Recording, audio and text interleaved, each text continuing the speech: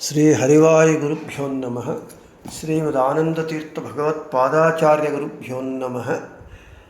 శ్రీ రాఘవేంద్రతీర్థ గురుభ్యో నమ. శ్రీ విద్యాసాగర మాధవ తీర్థ గురుభ్యో నమ. హరి ఓం. ధృతరాష్ట్ర ఉవాచ ధర్మక్షేత్రే కురుక్షేత్రే సమవేతాయుయుత్సవః మామకాః పాండవాశ్చైవ కిమకుర్వత సంజయ. శ్రీ భగవానువాచ అశోచ్యానన్వశోచస్త్వం ప్రజ్ఞావాదాంశ్చ భాషసే గతాసు నగతాసూంశ్చ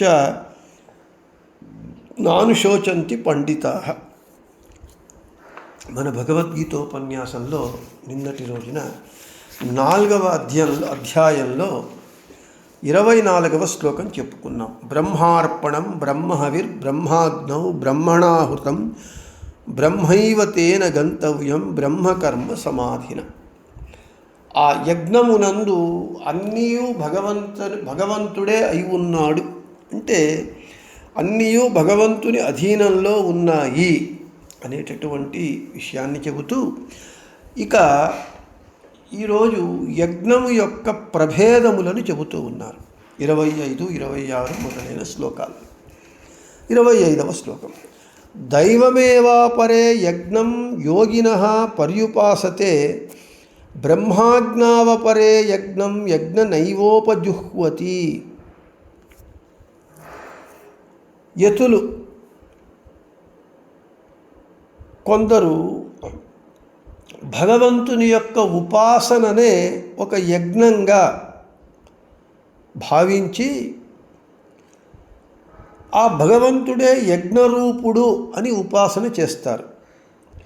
ఇంకొంతమంది యోగులు భగవంతుడనేటటువంటి అగ్ని యందు అగ్నిహోత్రాది హోమములను చేస్తూ ఆ హోమాదులు భగవంతుని అధీనము అని ధ్యానిస్తూ ఆ భగవంతునికే సమర్పిస్తారు అని చెబుతూ ఉన్నారు. మనకు ఇక్కడ దైవమేవాపరే, దైవం అంటే విష్ణువు. ఈ సన్యాసులు నిరగ్నులు, వాళ్ళు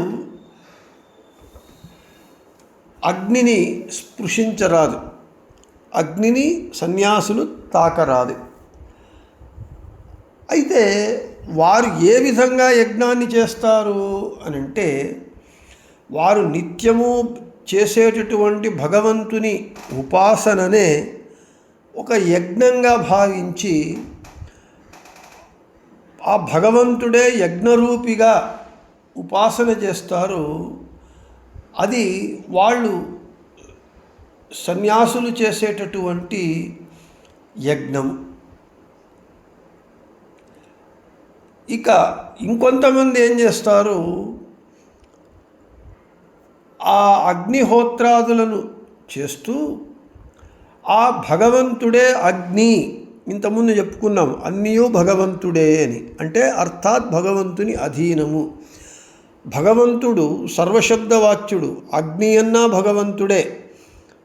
పరమ ముఖ్య వృత్తి చేత, అముఖ్య వృత్తి చేత అవి వేరే వాళ్లకు పేర్లు వర్తిస్తాయి. కాబట్టి భగవంతుడనేటటువంటి అగ్నియందు అగ్నిహోత్రాది హోమములను చేస్తూ ఆ హోమాదులు భగవంతుని అధీనమని ధ్యానిస్తూ ఉంటారు. వాటిని మళ్ళీ భగవంతునికే సమర్పిస్తారు ఇంకొంతమంది. ఈ విధంగా యజ్ఞాన్ని ఆచరించేటటువంటి వాళ్ళు కొంతమంది. ఇంకొంతమంది శ్రోత్రాదీనింద్రియాణ్యన్యే సంయమాగ్నిషు జుహ్వతి శబ్దాదీన్ విషయానన్యే ఇంద్రియాగ్నిషు జుహ్వతి. ఇంకొంతమంది తమ జ్ఞానేంద్రియములు, కళ్ళు, చెవులు, నాలుక, ముక్కు, చర్మము, ఈ 5 జ్ఞానేంద్రియములు భగవంతుని అధీనము అని తెలుసుకొని జ్ఞానాన్ని పొంది అభిమానాన్ని వదలి, అంటే దేహాభిమానాన్ని స్వాతంత్ర్యాభిమానాన్ని వదలి ఆయా ఇంద్రియముల సంయమము అనేటటువంటి అగ్ని యందు హోమిస్తారు. అంటే ఏ ఇంద్రియముల చేత మనము సుఖములను పొందుతూ ఉన్నామో అవన్నీ కూడా భగవంతుని అధీనము అని. తరువాత అభిమానాన్ని, నేను నాది అన్న అభిమానాన్ని వదులుతారు.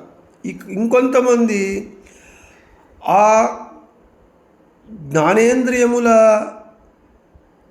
విషయములైనటువంటి రూపము, రసము, శబ్దము, స్పర్శ, గంధము, ఈ 5 విషయములు భగవంతుని అధీనము అని తెలుసుకొని అభిమానాన్ని వదిలి 5 జ్ఞానేంద్రియములు, కండ్లు, నాలుక, చెవులు, చర్మము, ముక్కు అనేటటువంటి 5 ఇంద్రియముల అనేటటువంటి అగ్ని యందు వాటిని హోమము చేస్తారు. ఇక ఇది ఇంకొంతమంది విషయ పదార్థములను హోమిస్తారు. అంటే ఇక్కడ జ్ఞానేంద్రియములను నిగ్రహించుకొని ఆ జ్ఞానేంద్రియములకు సంబంధమైనటువంటి విషయ పదార్థములను అనుభవిస్తూ దేహాభిమానాన్ని వదిలి ఆ ఇంద్రియమునేటటువంటి అగ్ని యందు హోమిస్తారు. ఇవన్నీ కూడా అగ్ని లేకుండా, హోమానికి అగ్ని కావాలి, అయితే అగ్ని లేకుండా మన దేహంలో ఉండేటటువంటి ఇంద్రియములు, ఆ ఇంద్రియములకు సంబంధించినటువంటి విషయ పదార్థములను అనుభవిస్తూ అక్కడ అభిమానాన్ని, నేను అనుభవిస్తున్నాను, నేను సుఖపడుతున్నాను అనేటటువంటి మరియు విషయ పదార్థములపైన ఉండేటటువంటి ఆసక్తి, అభిమానాన్ని త్యజించి ఇవన్నీ భగవంతుని అధీనము, ఇవన్నీ కూడా భగవంతుని నాకు అందిస్తూ ఉన్నాడు, భగవంతుడు అందించినటువంటి దానిని భగవంతునికే సమర్పిస్తున్నాను అనేటటువంటి జ్ఞానానుసంధానముతో ఎవడైతే విషయ పదార్థములను ఇంద్రియముల ద్వారా అనుభవాన్ని పొందుతాడో అది ఒక విధమైనటువంటి యజ్ఞము. ఇది ఉత్కృష్టమైనటువంటి యజ్ఞము. ఎలా సాధ్యమవుతుంది? మనము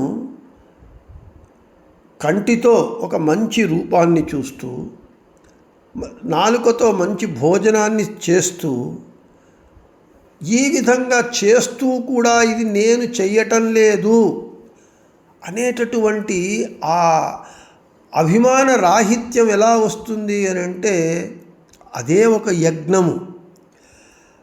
మనకు పురంధరదాసుల వారు అదే విషయాన్నే చెప్తారు. కెరయ నీరు కెరగ చెల్లి వరవ పడదంతే.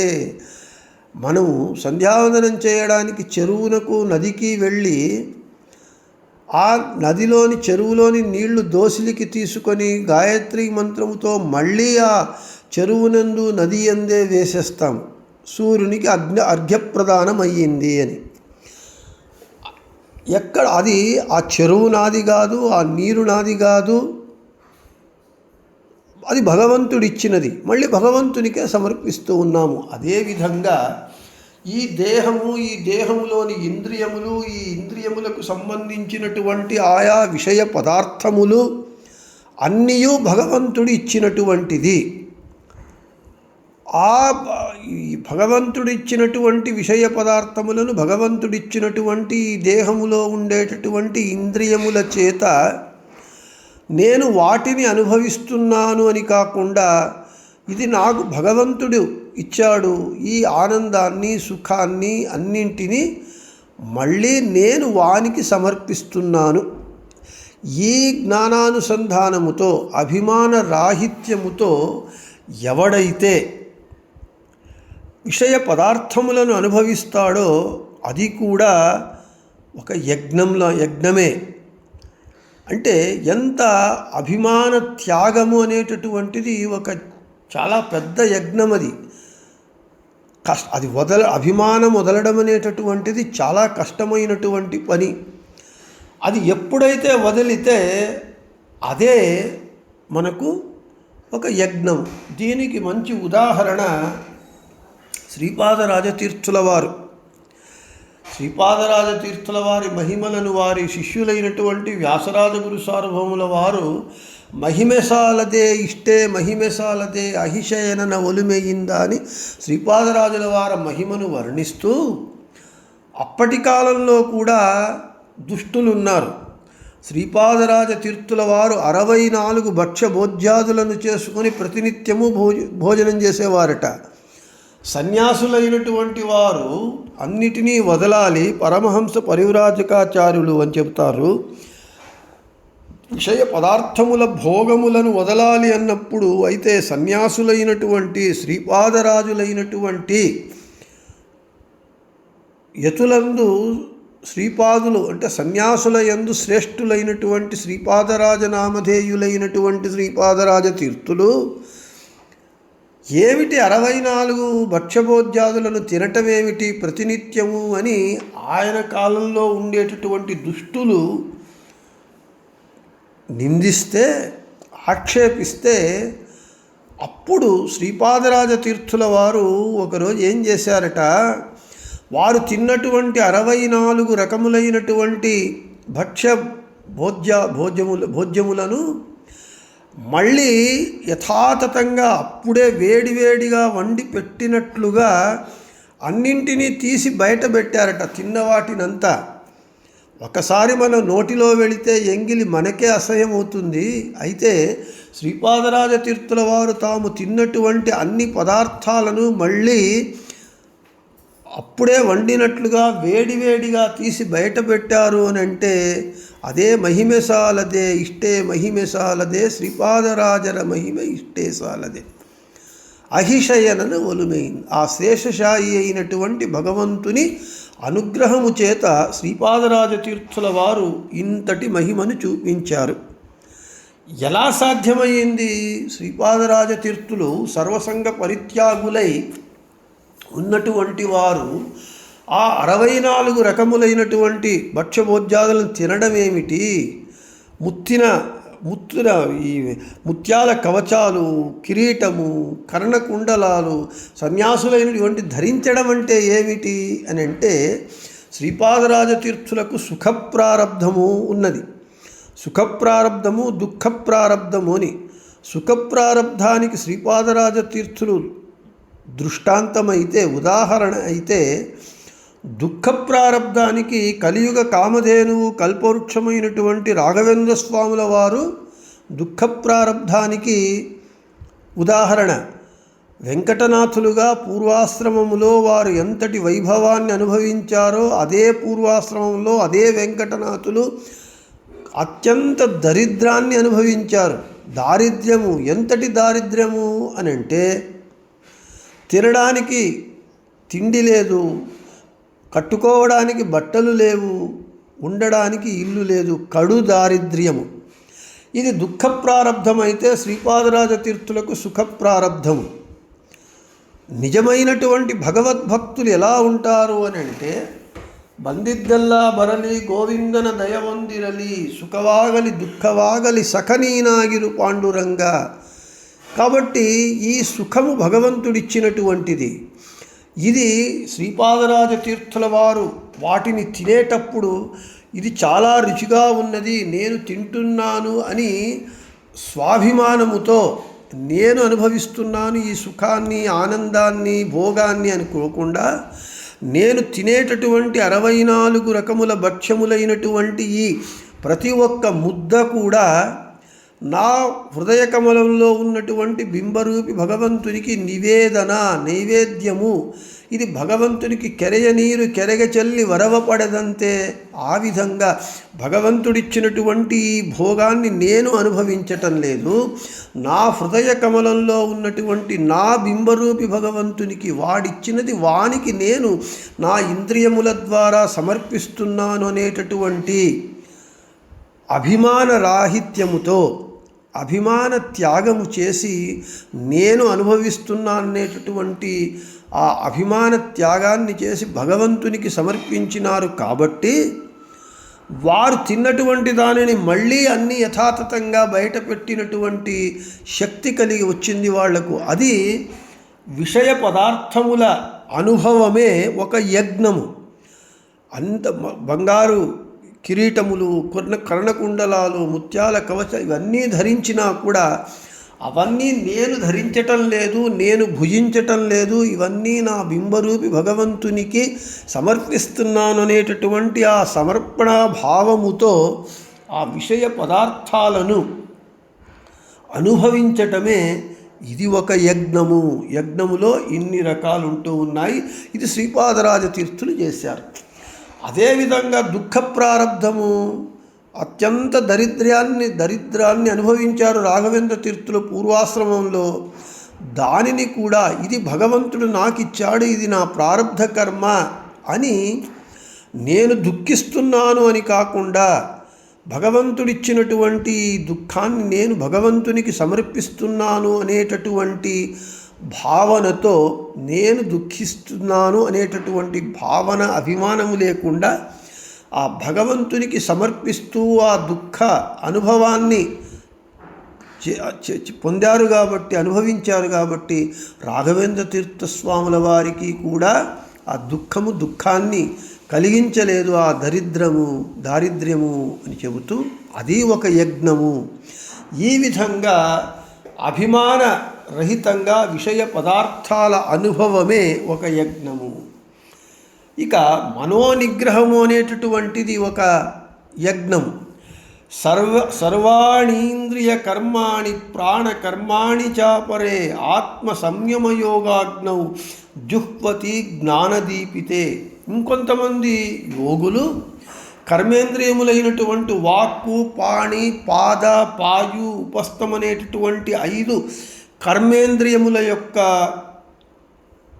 వ్యాపారములను, ప్రాణ అపాన వ్యాన ఉదాన సమాన అనేటటువంటి 5 వాయువుల వ్యాపారములను మనోనిగ్రహమైనటువంటి ఉపాయము అనేటటువంటి అగ్ని యందు హోమిస్తారు అని చెబుతూ ఉన్నారు.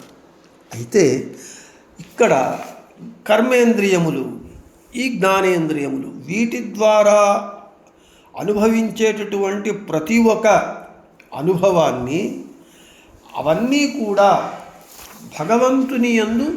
భగవంతునికి సమర్పిస్తూ ఉన్నారు. మనోనిగ్రహము.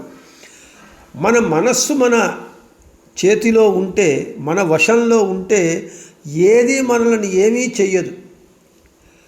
మన మనస్సుకు ఇది నాకు వద్దు అని అనుకుంటే ఎంతటి దుఃఖమైనా సంతోషమైనా మనలకు ఏ వికారము కలుగదు. మనకు ఉదాహరణకు లౌకికంగా ఒక ఉదాహరణ. ఈ నేరస్తులను పోలీస్ వాళ్ళు చాలా చిత్రహింసలు పెడుతూ ఉంటారు. 3rd డిగ్రీ మెథడ్ అంటారు. ఎంత క్రూరంగా హింసించినా వాళ్ళు నోరు విప్పరు, రహస్యాన్ని చెప్పరు. అక్కడ వాళ్ళు చెడు దృష్టితో వాళ్ళు మనస్సును నిగ్రహం చేసుకొని ఉంటారు. నీవు ఎంత నన్ను చిత్రహింసలు పెట్టినా అది నాకు కాదు అని ఆ చిత్రహింసలను భరించేటటువంటి ఆ నిగ్రహాన్ని, మనోనిగ్రహాన్ని పొంది ఉంటారు. కాబట్టి ఎన్ని చిత్రహింసలు పెట్టినా వారు లొంగరు. అదే మనోనిగ్రహం. అదేవిధంగా మంచి పనులకు, ఒక మంచి వస్తువును చూసినప్పుడు, ఒక పదార్థాన్ని చూసినప్పుడు దాని మీద మన మనస్సు పారేసుకోకుండా మనం నిగ్రహించుకోవడమే అది ఒక యజ్ఞము. ఉదాహరణకు ప్రతిరోజు మనము అన్ని కాలానికి టైంకు తింటూ ఉంటాం. అయితే ఏకాదశి రోజు మనం ఏది తినకుండా ఉంటాం. అదే పదార్థాలు, అదే మన ఇల్లు, అదే మనము. ప్రతిరోజు వాటిని చూడగానే తినాలనిపిస్తుంది ఆ సమయానికి. అయితే ఏకాదశి రోజు అన్నీ ఎదురుగా ఉన్నా మనము తినాలనిపించదు. ఎందుకు? మన మనస్సు వద్దనుకున్నది. కర్మేంద్రియాలు ఉన్నాయి, జ్ఞానేంద్రియాలు ఉన్నాయి, దేహం ఉన్నది, పదార్థాలు ఉన్నాయి, అందించే వాళ్ళు ఉన్నారు. అయినా ఏకాదశి రోజున మనము వాటిని తినము, దేనిని ఎందుకు? మన మనస్సు వద్దు అనుకున్నాం. ఆ మనోనిగ్రహమే యజ్ఞము. ఆ మనస్సును నిగ్రహించుకొని ఏకాదశి రోజున ఉపవాసం ఉండటం అనేటటువంటిదే ఒక యజ్ఞము. ఈ విధంగా ఇది ఒక విధమైనటువంటి యజ్ఞం. ఇవన్నీ కూడా నిగ్రహించుకోవడము, ఇంద్రియాలను నిగ్రహించుకోవడము, ఇవన్నీ కూడా ఇది ఒక భగవంతుని పూజ అని భావించడం అనేటటువంటిది ఒక యజ్ఞము. ఆత్మ సంయమ యోగాగ్నౌ జుహ్వతి. ఈ నిగ్రహం అనేటటువంటి అగ్ని యందు హోమిస్తారు కొంతమంది సన్యాసులు అని చెబుతూ ఉన్నారు.